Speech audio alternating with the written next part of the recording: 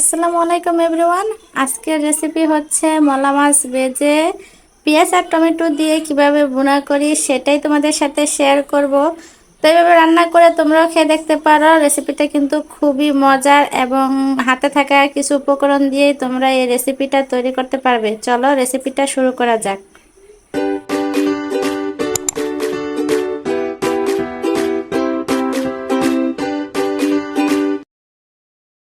প্রথমে চুলায় একটা প্যান বসিয়ে এর মধ্যে পরিমাণ মতো তেল দিয়ে দিলাম। তেল গরম হলে এর মধ্যে দিয়ে দিব কেটে রাখা সবগুলো পেঁয়াজ। যতটুকু পেঁয়াজ দিয়ে আমি তরকারি রান্না করব সবগুলো পেঁয়াজ কিন্তু এখানে দিয়ে দিয়েছি। পেঁয়াজগুলো ভালোভাবে তেলের সাথে নেড়েচেড়ে মিশিয়ে নিতে হবে। পেঁয়াজগুলো ভালোভাবে তেলের সাথে নেড়েচেড়ে মিশিয়ে নেওয়ার পর এখানে সামান্য একটু লবণ দিয়ে দিতে হবে।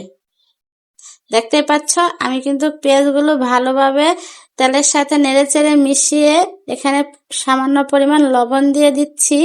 আর রান্নাটা আমি করব আমার পরিবারের পছন্দ অনুযায়ী। তোমরাও তোমাদের পরিবারের সদস্যদের পছন্দ অনুযায়ী জাল আর লবণটা ঠিক রেখে কিন্তু করবে। তো লবণ দেওয়ার পর আমি নেড়েচেড়ে এটা মিশিয়ে নিয়েছি।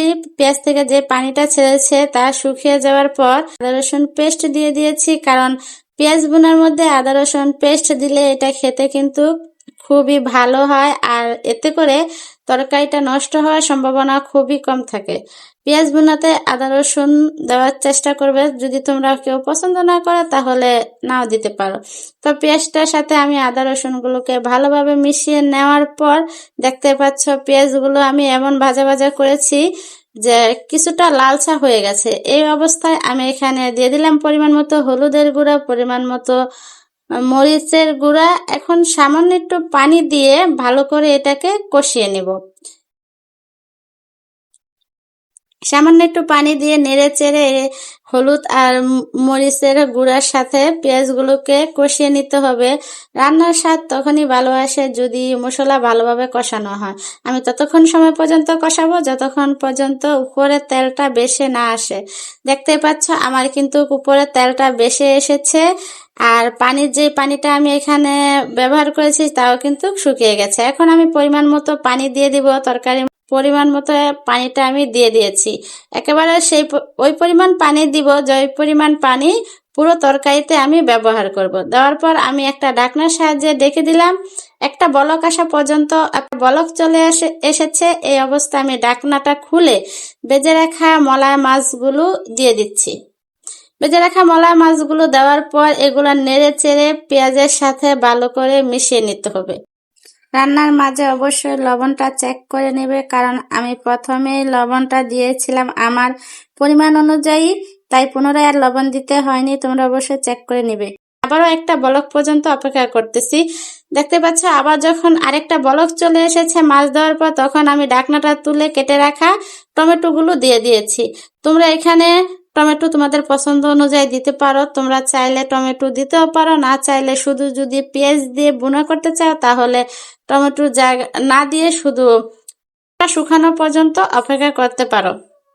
তা আমি এখানে টমেটোগুলো দিয়ে ভালো করে মাছের সাথে নেড়েচেড়ে মিশিয়ে নিলাম।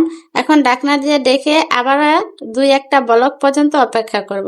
দেখতে পাচ্ছ আমি একটা বলক আসার পর কিন্তু আবার একটু নেড়েচেড়ে টমেটোগুলো উপর নিচ করে দিচ্ছি, কারণ নিচের যে অংশটা সিদ্ধ হয়ে গেছে উপরের অংশটাকে আবার নিচে নেড়েচেড়ে দিয়ে দিলাম।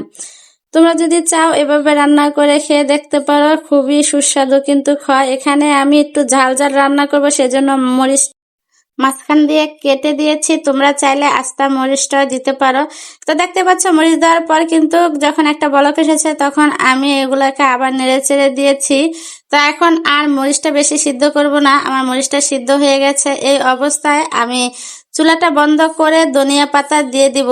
তো দেখতে পাচ্ছ আমার মরিচটা কিন্তু নিচে দিয়েছি, যতটুকু তাপ আছে তাপে কিন্তু মরিচটা সিদ্ধ হয়ে যাবে। এখন ধনিয়া পাতা দেওয়ার পর ঢাকনা দিয়ে 2 মিনিট অপেক্ষা করব চুলার মধ্যে বসে। তো চুলাটা বন্ধ করে দিয়ে ঢাকনা দিয়ে 2 মিনিট রেখে দেওয়ার পর ধনিয়া পাতার যে স্বাদটা আছে ওইটা কিন্তু তরকারির মধ্যে চলে এসেছে। তোমরা দেখো কি সুন্দর একটা কালার এসেছে, আর ধনিয়া পাতা মরিচ সবই কিন্তু সিদ্ধ হয়ে গেছে। আর এভাবে রান্না করে খেয়ে দেখতে পারো, খুবই স্বাদ এবং পরিবারের সবার পছন্দ হবে।